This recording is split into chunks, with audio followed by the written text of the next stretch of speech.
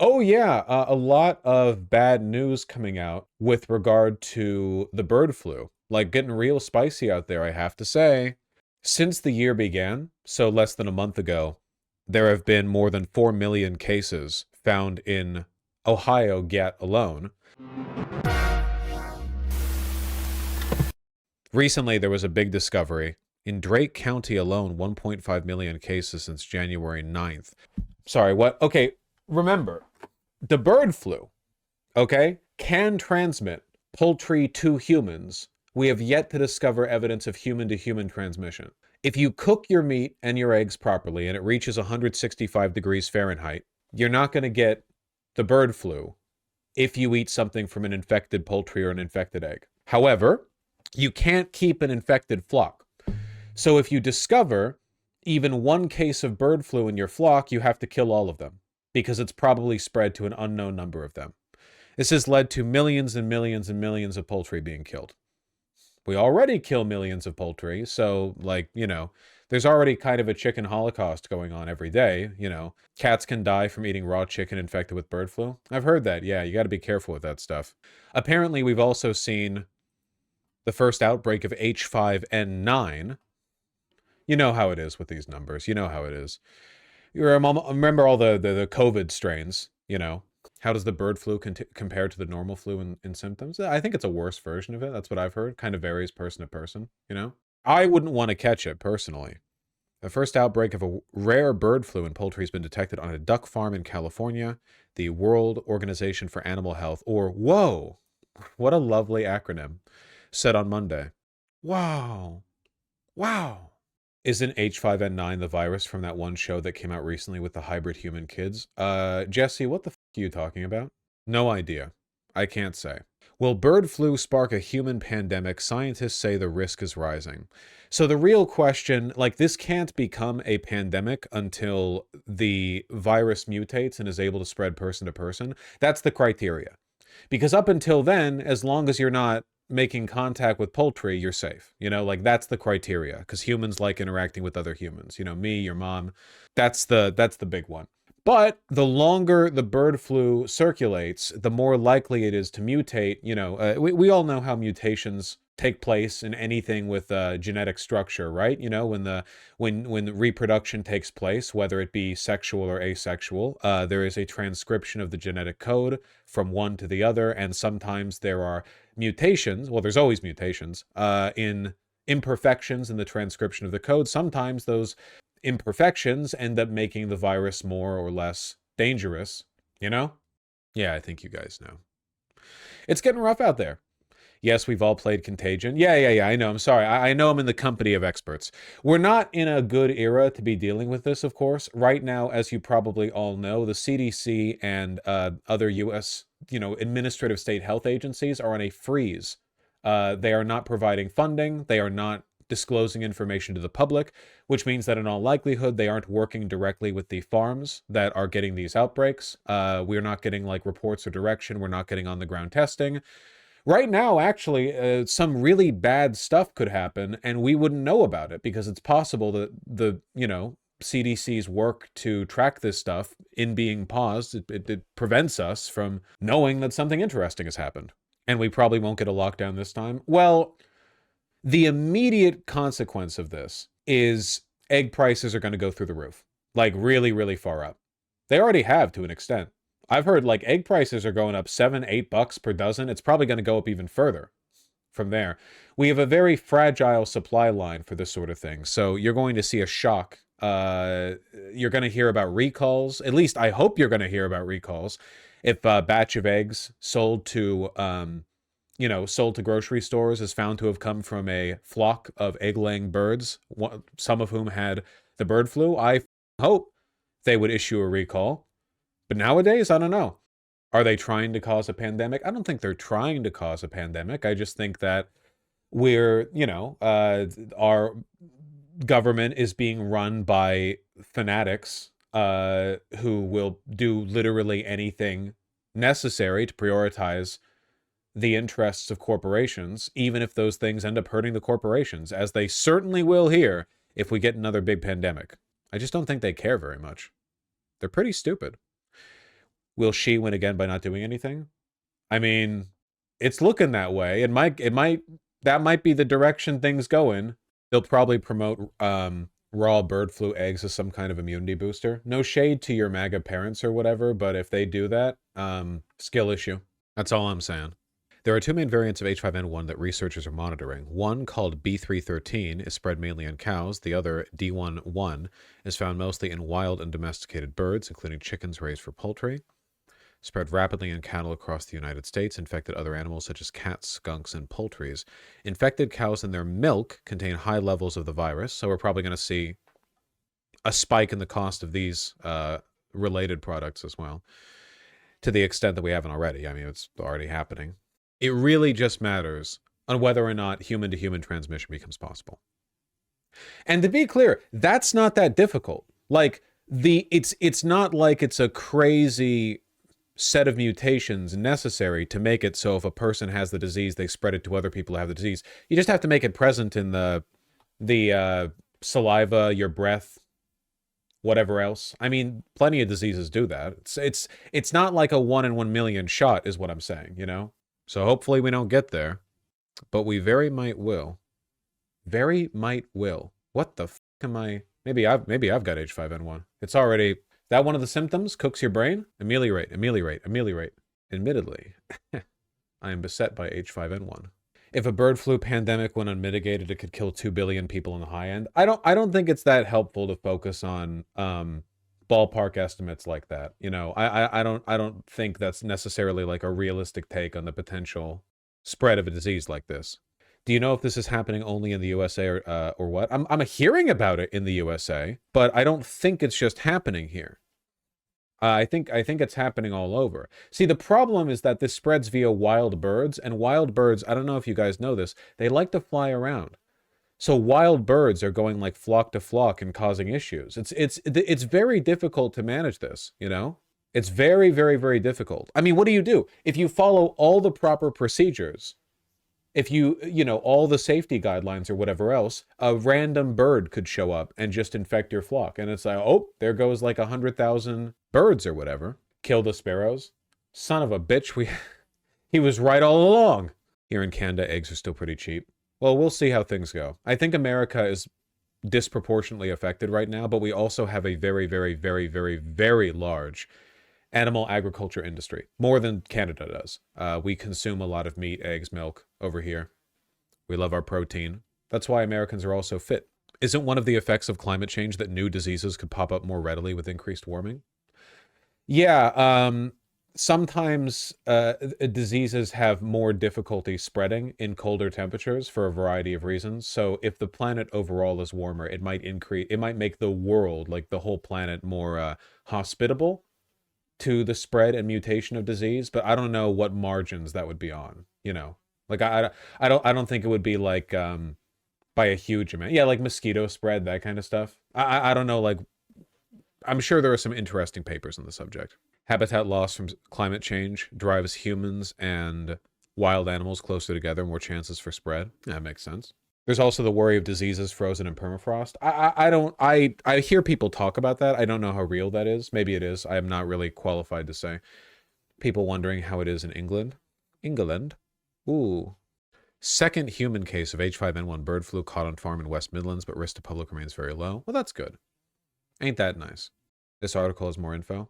Yeah, it's a month out of date, though. I'm familiar with most of the gist. The United States is just in an extremely difficult position right now when it comes to managing like any of these virological concerns because we're run by lunatics. Like literally, this is about to be the job of RFK. I mean, not really, but a little bit, kind of. It's yeah.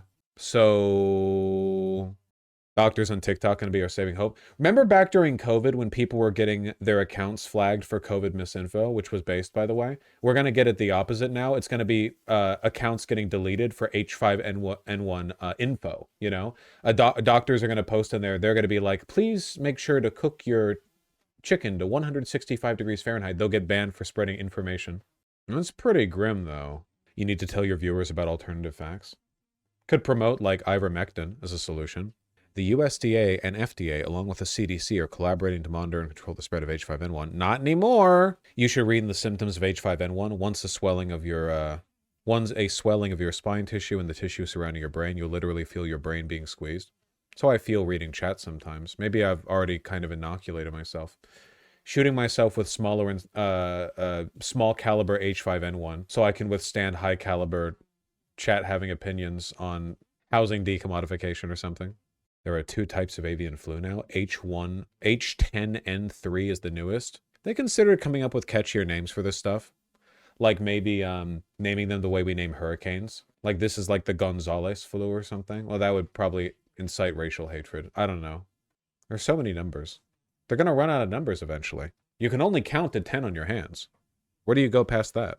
You're not letting me die to a flu called Albert. The letters and numbers denote the proteins on the outside of the virion involved in entering a cell and that are seen by the immune system. That's crazy. I believe you completely. I don't need to check that. Unironically, a more threatening name could save thousands of lives. Well, I mean, at the end, the problem with this one is that I genuinely do not know what we could do about it. It's kind of like COVID. Like some countries had fewer COVID deaths per capita than others, but no policy could prevent COVID from sweeping through your country. Like there's nothing you could have done to have prevented COVID after it started. It was guaranteed to sweep the world. It was just a matter of mitigating, like slowing it down so there were always enough hospital beds, basically. So what about this? Because this is potentially more dangerous than COVID. COVID wasn't all that deadly to people who weren't already immunocompromised or old or weak or whatever.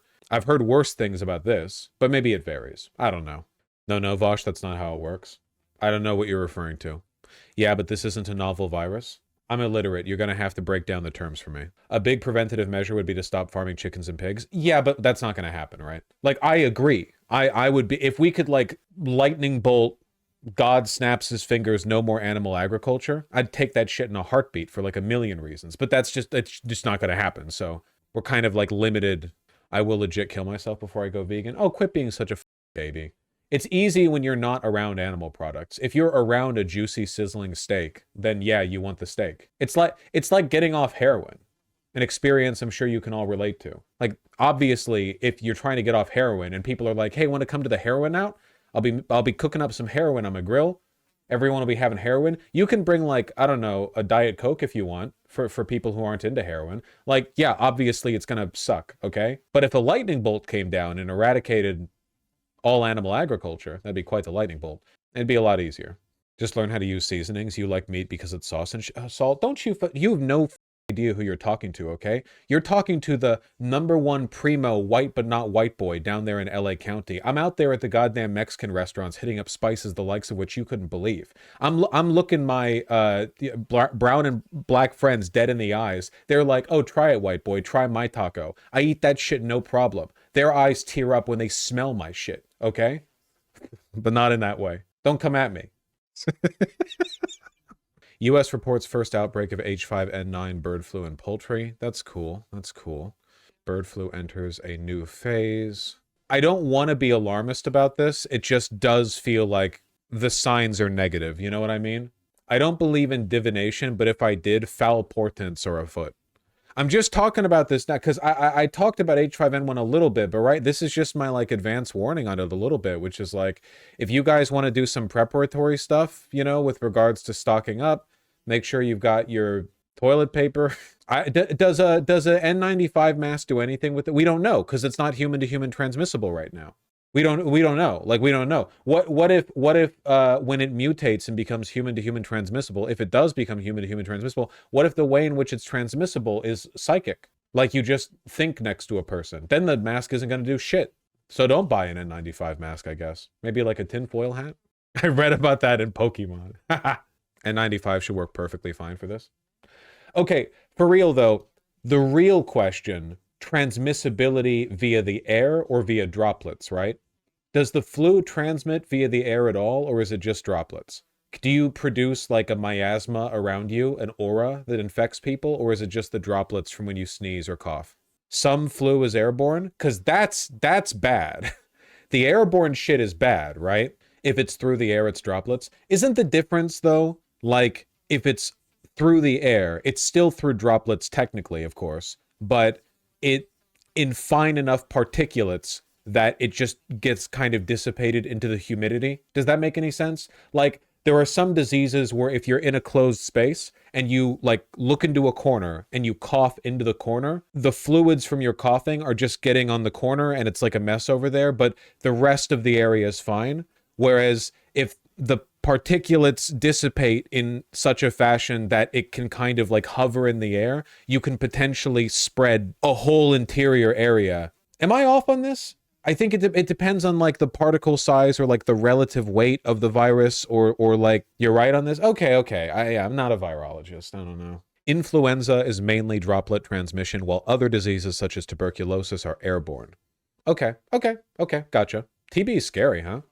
That's why they believed in like the miasma and shit back in the Middle Ages with the Black Plague, because they didn't know about droplets, man. They were just like, I guess people who are sick produce a magical aura that makes you sick. So I will fill my mask with like lavender to ward off the bad smells. They were cooking with that. I don't think we make fun of them for being backwards, but like what were you going to do? They didn't have germ theory back then. That was the best they could do, you know? They were like, yeah, sick people smell bad, so what if I smell good things, then maybe I'll be protected. What do you, like, there are people like that today? Yeah, me! You're walking through like a stinky area of town that smells like piss, and you're like, you know, I have like a leather wallet that smells kind of nice or something. It'll ward off the evil air and protect my, you know, my spirit. Bosch walking down a filthy street with a wallet in his face. Me protecting myself from a disease by putting my nose right where the bills are in the billfold and inhaling like cocaine dust from 1973 and the fingertips of 100,000 strippers or something. It's a purifying talisman. Zoomers these days don't believe in purifying talismans. They don't understand. By the way, tuberculosis infections are on the rise. Can we keep it to one at a time? I'm not getting that shit. I had TB when I was a kid. I was on 6 months of medicine for that shit. I'm probably immune or something. I don't know. Is it like chickenpox where you only get it once? I hope so. You're vaccinated for TB? Well, someone should have told my doctor back then. No, you can be reinfected? Damn it. Did you actually have TB? Yeah, I tested positive for it or whatever. And the doc was like, oh, that sucks. You want to take a bunch of medicine for 6 months? And I was like, sure, I'm not paying for it. I'm 8 years old. I'm sure my parents won't mind. I don't know if testing positive for it means like you have the full-blown disease or if it just means you have like a early version. I don't know. I don't know. I haven't investigated it. It just happened. Luckily, most TB cases are asymptomatic. For the longest while, my lungs sucked afterwards, so I think it did affect me a little bit. Like, I think my lungs probably have some long-term damage and have my whole life because I was like weirdly bad at aerobic exercise. Like I would get winded basically immediately upon doing anything. So me killing it in the Peloton lately has felt pretty good because it's the first time I've ever been able to like ace that shit, you know? Only about 10% of cases progress to active infection. Well, yeah, I wasn't like kept in a box or anything. A human pandemic is not inevitable even now, more than a dozen experts have said in interviews, but a series of developments over the past few weeks indicate the possibility is no longer remote. You want to know something really scary? I feel like nowadays virologists and epidemiologists and shit are incentivized to downplay the threat of a pandemic because of how much paranoia and distrust was kicked up by the response to the COVID pandemic. Like now, these researchers are like, if I'm alarmist, people are gonna like I'm gonna be used as a political tool to ignore what me and my colleagues have to say, you know? No one wants to be the next Fauci. Yeah, seriously, because like Fauci's super vilified now. Nobody on the left cares about Fauci because, yeah, he did his job and he did a good job for a long while. But for the most part, he was just a bureaucrat. Like Fauci was literally just a bureaucrat who ended up getting elevated to a position of prominence. And like the only people who care about Fauci are people who hate him. Yeah, I heard. Yeah. They removed his security detail. Yeah, I was lucky, Mooney Love, for sure. I'm glad they got rid of it.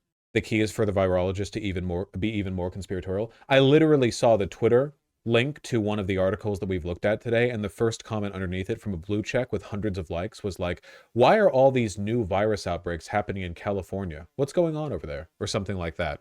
I think it was this one. And it's, well, I mean, California has an insane amount of animal agriculture, for one, and also Ohio's currently leading the country in H5N1 herd cullings, but whatever. It's not like they're listening to me. This is old, but the flu is airborne. Well, that's scary. Do N95 masks help with airborne stuff or just the droplets? They probably help with the airborne stuff too. They literally have a filter. Can I get an N100 mask? Like the Amogus mask? That's called a spacesuit? Yeah?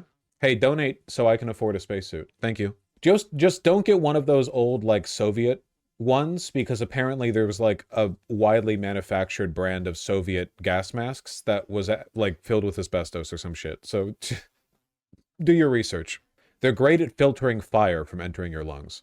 Underlying concerns among many experts is that Robert F. Kennedy Jr., who would lead the Federal Health and Human Services Department if confirmed, was a vocal critic of COVID vaccines and has said the bird flu vaccines, quote, appear to be dangerous.